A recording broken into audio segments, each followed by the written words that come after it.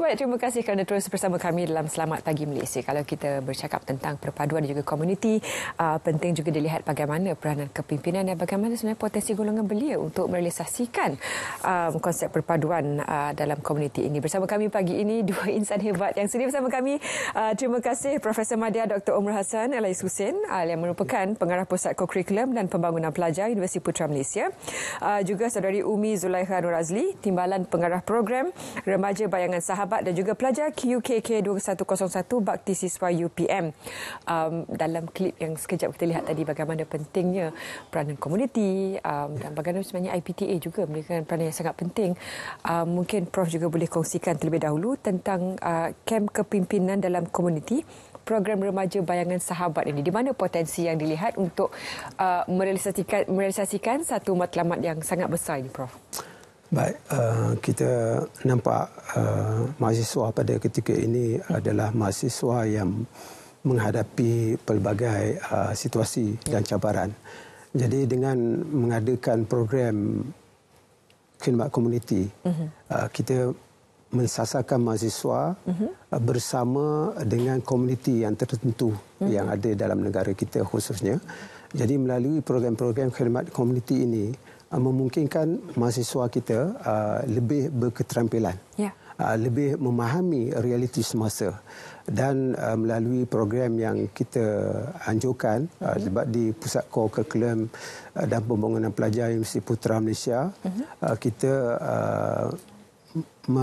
mempunyai lebih daripada 129 kursus. Wow. Setiap kursus yang kita anjurkan ini, kita mensasarkan mahasiswa atau pelajar kita turun bersama dengan komuniti dalam merealisasikan beberapa program yang dirancang. Ada gambar besar sebenarnya kita letakkan di skrin belakang yang mana Prof. Fazil duduk depan sekarang. Umi, bagaimana Umi boleh terlibat dalam program Remaja Bayangan Sahabat ini? Okey, pertama sekali saya bukan pelajar lah, pelajar SEM 1 first year dalam UPM. Jadi saya mengambil program ataupun kursus ni, Bakti Siswa ni, kerana ia merupakan satu kursus kokurikulum yang berkredit. Sebab kat UPM ada yang berkredit, ada yang tak berkredit. Jadi saya ambil program ni.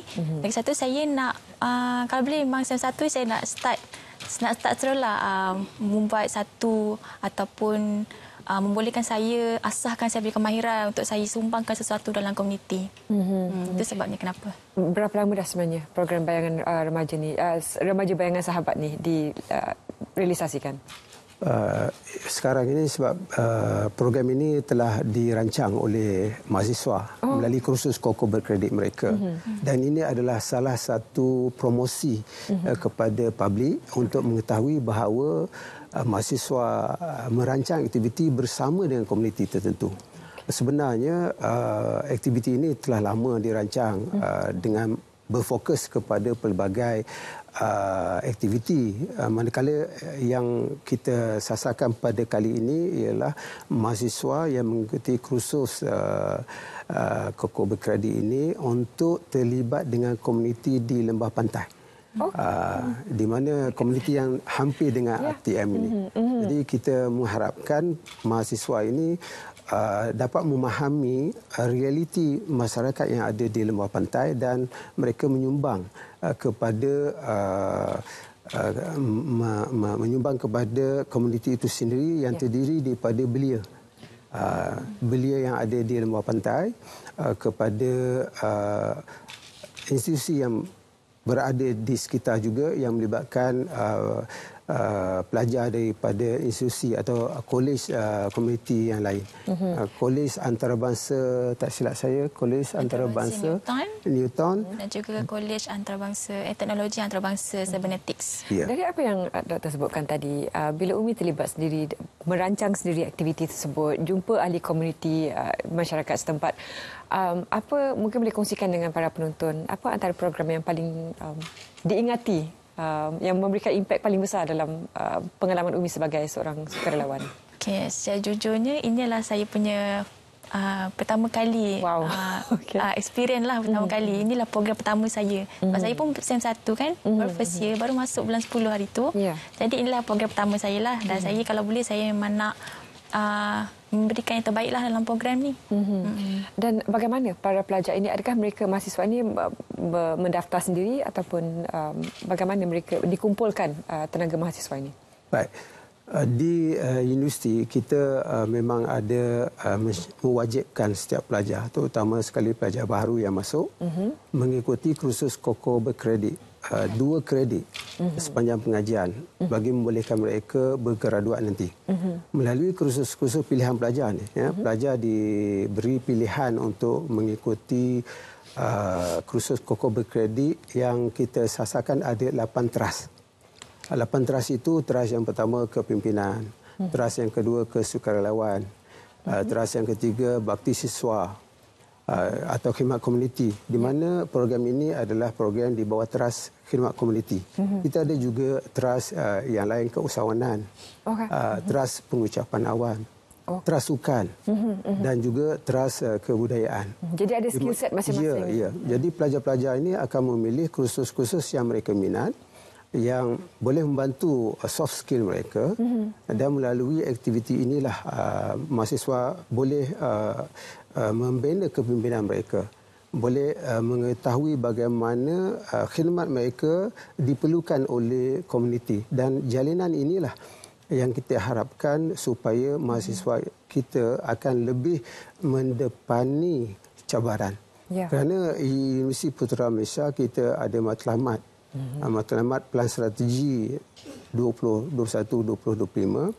Antara lainnya ialah melahirkan graduan berwatak berdaya tahan mendepani cabaran mendatang. Sebab bukan cuma dalam akademik saja, perlu ada pelibatan dalam komuniti sekarang juga. Dari segi, jadi bagaimana perkongsian ilmu ini diberikan oleh para pelajar lebih senior macam Umi baru SEM1, bagaimana yang dikongsikan oleh para pelajar yang lebih senior, yang lebih banyak berpengalaman, sebaik saja Umi memasukkan diri dalam remaja bayangan sahabat ini? Macam biasalah, cuma hanya macam kita share ilmu apa yang diorang dah belajar sebelum ni, and diorang just mendidik kita lah, membimbing kita kena buat macam ni, macam tu je lah. Tapi mostly memang senior UPM memang sangat banyak membantu. Dalam situasi banjir sekarang, Doktor, bagaimana? Adakah mereka juga akan cuba untuk terlibat dalam proses membantu mereka yang terkesan akibat situasi? Sebab kita tahu sokongan mental ini sangat penting untuk mereka yang terkesan dalam situasi, dan bagaimana remaja, mahasiswa itu merupakan salah satu entiti yang baik juga untuk berhubung dengan mahasiswa yang lain yang terkesan dalam situasi sekarang. Baik, dalam keadaan kita menghadapi suasana banjir, terutama sekali di Pantai Timur, di Kelantan dan Terengganu telah banjir, dan baru-baru ini pada hari Jumaat malam kita telah menghantar 40 pelajar daripada Universiti Putra Malaysia ke Bacok ni Kelantan, di mana pelajar ini turun padang membantu pasca banjir lah. Setelah keadaan pulih, di mana pelajar ini akan membersihkan, dan mereka turun padang untuk membersih sekolah. Dan balik pada hari Ahad malam baru-baru ini. Jadi itu adalah komitmen dan pendedahan kita kepada mahasiswa untuk bersama dengan komuniti juga.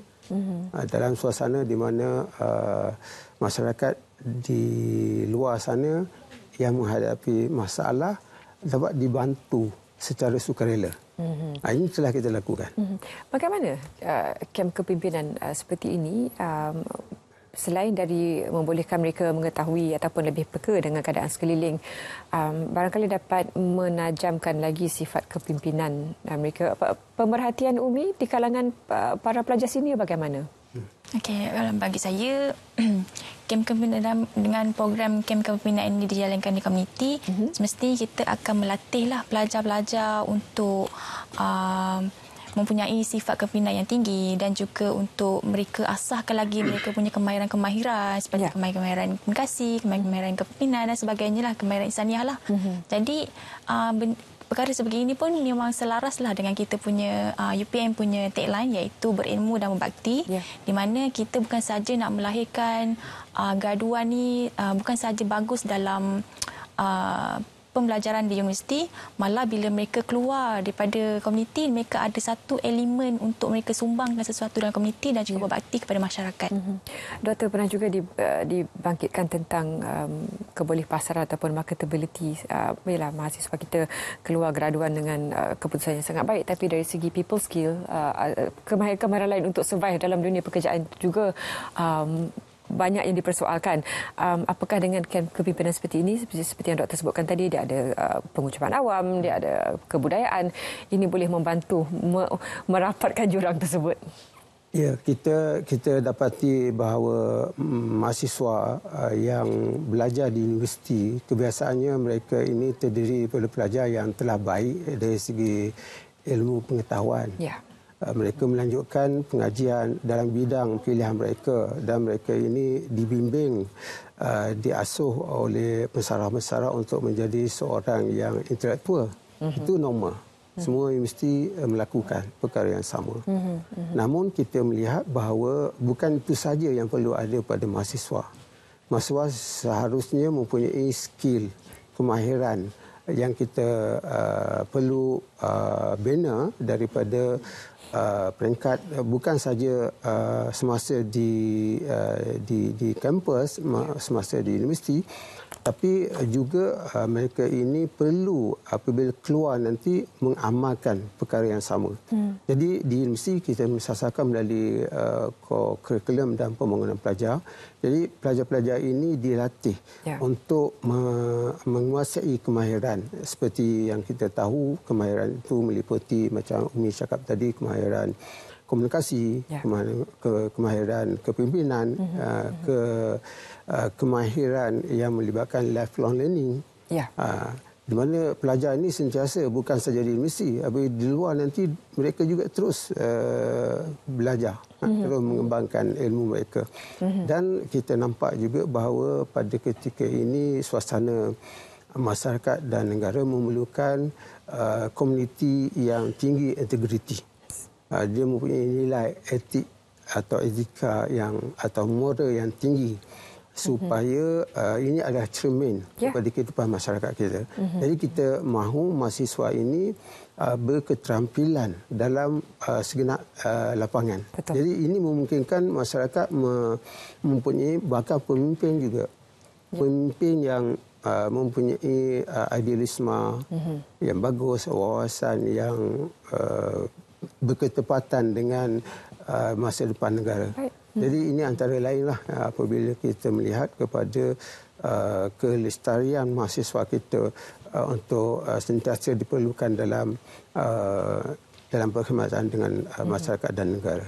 Aktiviti CSR yang terdekat selepas ini, apa antara yang telah pun disenaraikan dalam jadual Umi? Okey, sepanjang program ini berlangsung, iaitu pada 3 hari 2 malam, memang banyaklah aktiviti-aktiviti yang telah disediakan oleh kami, antaranya seperti aktiviti rewang bersama lembah pantai memasak, yang akan sama turut dibantu oleh Kemas PKL. Kita juga akan ada aktiviti Zumba yang dilakukan pada setiap pagi Ahad dan juga pagi Sabtu 8.30 pagi hingga 9.30 pagi. Dan kita juga ada aktiviti seperti slot dengan bersama Yayasan Sukarelawan Siswa dan juga slot bersama PDRM, Polis Diraja Malaysia. Kita juga ada aktiviti malam kebudayaan, yang mana akan peserta-peserta kolej yang saya sebutkan tadi, mereka akan buat persembahan, dan juga tidak lupa juga kita akan ada saringan kesihatan lah bersama Jambatan Kesihatan Kuala Lumpur, yang mana diberi secara percuma kepada komuniti. Nampak selengkap segala dari fasiliti kesihatan, kebudayaan, kesihatan mental dan rohani dan jasmani. Jadi terima kasih Prof. Madya, terima kasih Umi kerana sudi bersama kami pagi ini. Bila bermulanya program ini nanti? Bermula pada 13 hari bulan 13 Januari 14 dan berakhir pada 15 ya. Jadi sempat 2 minggu untuk anda merancang untuk menjadi sebahagian dari program ini. Kalau berada di lembah pantai memang kena pergilah. Baik, terima kasih kerana sudi bersama kami. Untuk seterusnya, sebelum kita melakukan sebarang